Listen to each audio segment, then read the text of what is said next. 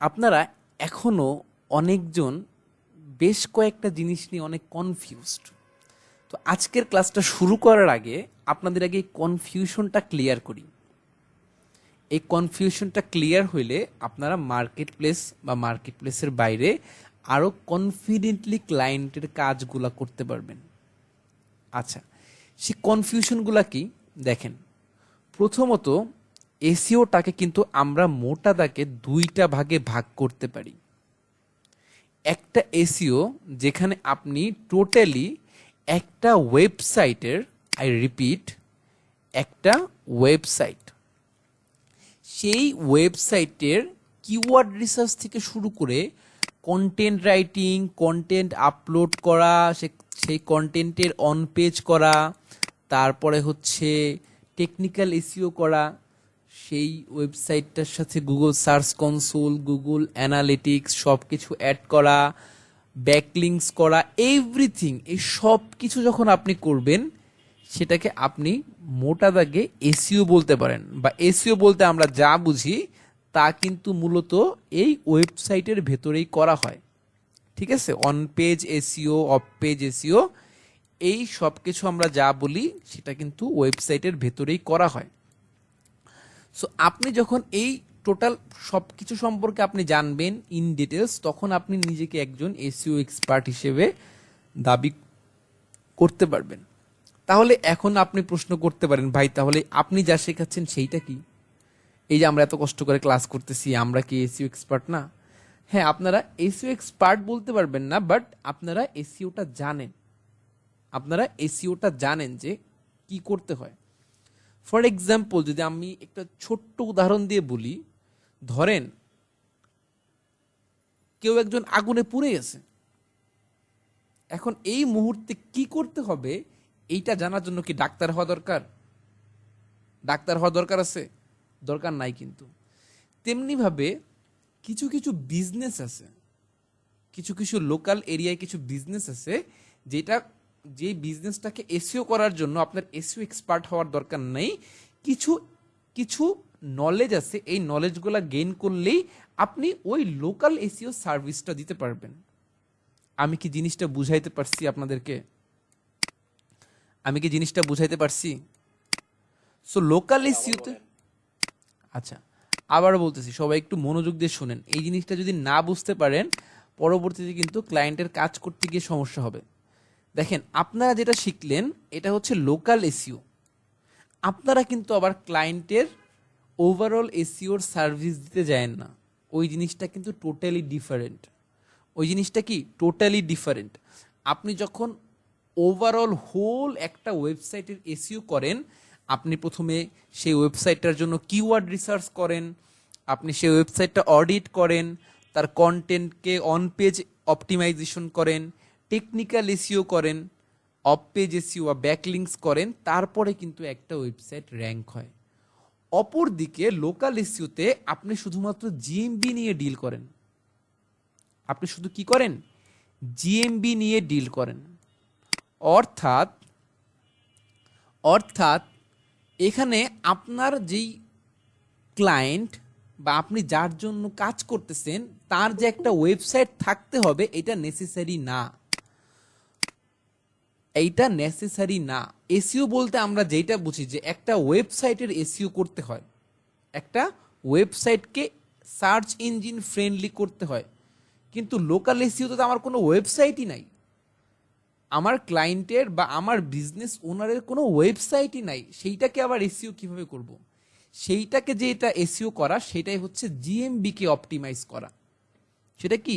এই জিএমবিটাকে, বা যেটা আমরা এতদিন ধরে ক্লাস করলাম গুগল মাই বিজনেস, এইটাকে অপটিমাইজ করা। এখন আপনি বলতে পারেন, ভাই তাহলে কি লোকাল এসইওর ওয়েবসাইট থাকে না? হ্যাঁ থাকে, বাট ওইটা ম্যান্ডেটরি না। অনেক লোকাল বিজনেস ওনারের জিএমবির সাথে সাথেই, মানে জিএমবির পাশাপাশি কি থাকে? ওয়েবসাইটও থাকে। ক্লিয়ার?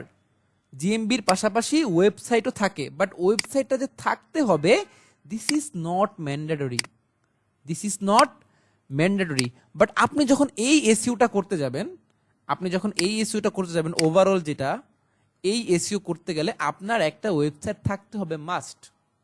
www.abc.com, এরকম আপনার একটা ওয়েবসাইট থাকতে হবে। বাট সেটা যদি আপনার না থাকে, আপনি চাচ্ছেন একটা ছোট্টখাটো একটা বিজনেস করতে এবং অনলাইনে গুগলে আপনার সেটার ভিজিবল করতে, মানুষের সাথে এঙ্গেজমেন্ট বাড়াতে, তখন আপনি ওয়েবসাইট বিল্ড না করেও শুধুমাত্র একটা জিএমবি ক্রিয়েট করার মাধ্যমে গুগলে আপনার প্রিসেন্সটা জানাইতে পারবেন, আপনার উপস্থিতিটা জানাইতে পারবেন। আমি কি জিনিসটা বুঝাইতে পারছি আপনাদের সবাইকে? আপনারা কি সবাই ক্লিয়ার যে জিএমবি, লোকাল এসইও বা আদার্স যে অ্যাডভান্স এসইওর কথা আমরা বলি, এ ব্যাপারে সবাই ক্লিয়ার? আচ্ছা সবাই এখানে একটা কোশ্চেন বলেন। আমি জিএমবি তে দেখছি যে আমাদের একটা গুগল থেকে একটা ওয়েবসাইট করতে দেয় জিএমবি তে। আচ্ছা আপনি বলছিলেন একবার। আচ্ছা, সেটা পরে আসবো, আগে বলেন এইখানে কোনো কোশ্চেন আছে কিনা। এটা ক্লিয়ার।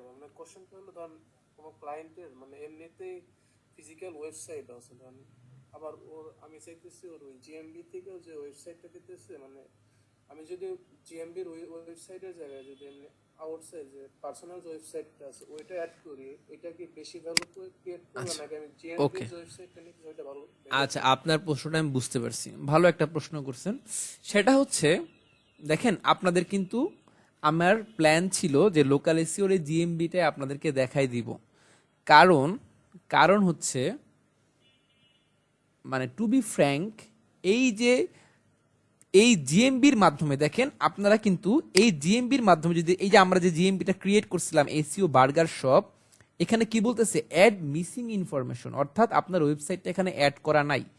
এখন এই যে জুয়েল ভাই যে প্রশ্নটা করলো, যে ধরেন আমার ক্লায়েন্টের একটা এক্সিস্টিং ওয়েবসাইট আছে, অলরেডি একটা ওয়েবসাইট আছে, তখন আমি কি করব? তখন আপনি অবশ্যই ওই আগের ওয়েবসাইটটাই অ্যাড করবেন। তখন আপনার নতুন করে ওয়েবসাইট জিএমবি দিয়ে ক্রিয়েট করার দরকার নাই। দেখেন গুগল কি বলতেছে, আগে গুগলের কি বলে দেখেন। ও বলতেছে কি যে আচ্ছা, এটাকে অলরেডি ক্রিয়েট হয়ে যাচ্ছে, বা আপনি নতুন করে দেখেন, যদি আপনাকে বলে যে you don't have any website, just click and আপনি এখান থেকে একটা ক্লিকে একটা ওয়েবসাইট তৈরি করতে পারবেন। অর্থাৎ আপনার যদি ওয়েবসাইট থাকে তাহলে আপনি ওই আগের ওয়েবসাইটের ইনফরমেশনটাই দিবেন, নতুন করে ওয়েবসাইট ক্রিয়েট করবেন না। জাস্ট এখানে লিঙ্কটা অ্যাড করে দিবেন, জাস্ট এখানে আপনার ওই ওয়েবসাইটের লিঙ্কটা এখানে অ্যাড করে দিবেন। ঠিক আছে, দেখছেন এটা বলতেছে। আর যদি আপনার না থাকে, দেন আপনি যেটা ক্রিয়েট করবেন সেইটা আপনি দিয়ে দিবেন। ঠিক আছে, এখন আমি আসলে টু বি ফ্র্যাঙ্ক আপনাদেরকে এই জিনিসটা দেখানোর কোনো প্ল্যান আমার ছিল না, কারণ এই ওয়েবসাইট ক্রিয়েট করে এসইও করতে হইলে আপনাকে এই অ্যাডভান্স এসইও সম্পর্কে একটু নলেজ থাকা লাগবে, না হলে আপনি এই জিনিসটা পারবেন না। আর এই জিনিসটা, এই পুরো ব্যাপারটা আপনাকে 2-3টা ক্লাসে আপনাদেরকে বোঝানো সম্ভব না, বা আপনারা ভালো মতো বুঝতেও পারবেন না। আমি জাস্ট আপনাদেরকে দেখাই দিব কিভাবে আপনারা ওয়েবসাইটটা ক্রিয়েট করবেন, এই ওয়েবসাইটটা কিভাবে জাস্ট একটু হালকা করে দেখাই দেব কিভাবে অপটিমাইজ করবেন। But if you are really interested in SEO, যদি আপনি আসলেই এসইও নিয়ে ইন্টারেস্টেড হন, তাহলে কিন্তু আপনাকে এই টোটাল এসইওটাই শিখতে হবে। আর যদি আপনার মনে হয় যে না, ওকে ফাইন, আমি জাস্ট লোকাল এসইও সার্ভিস দিব, কারণ এটারও কিন্তু ভালো একটা মার্কেট আছে, তাহলে আপনাকে শুধুমাত্র এই জিএমবি পর্যন্ত থাকতে হবে। ঠিক আছে, আপনাকে শুধু এই জিএমবি পর্যন্তই থাকতে হবে, এর বাইরে আপনি যেতে পারবেন না। আপনি জাস্ট জিএমবি ক্রিয়েট করবেন, জিএমবিটাকে অপটিমাইজ করবেন, এই জিএমবি র্যাঙ্ক করার জন্য লোকাল সাইটেশন ক্রিয়েট করবেন আর ম্যাপ সাইটেশন ক্রিয়েট করবেন, এই পর্যন্তই আপনাকে থাকতে হবে। একটা ওয়েবসাইটকে এসইও আপনি করতে পারবেন না। ফর এক্সাম্পল, জুয়েল ভাই যে কোয়েশ্চেনটাই আপনাকে করলো, ধরেন আপনার ক্লায়েন্টের একটা অলরেডি ওয়েবসাইট আছে www.abc.com, এই ওয়েবসাইটটা আপনার ক্লায়েন্টের আছে। এখন আপনার ক্লায়েন্ট আপনাকে বললো, তুমি তো আমার জিএমবিটাকে অপটিমাইজ করছো, তুমি আমার তাহলে ওয়েবসাইটটা অপটিমাইজ করে দাও, তখন কিন্তু আপনি এটা অপটিমাইজ করতে পারবেন না।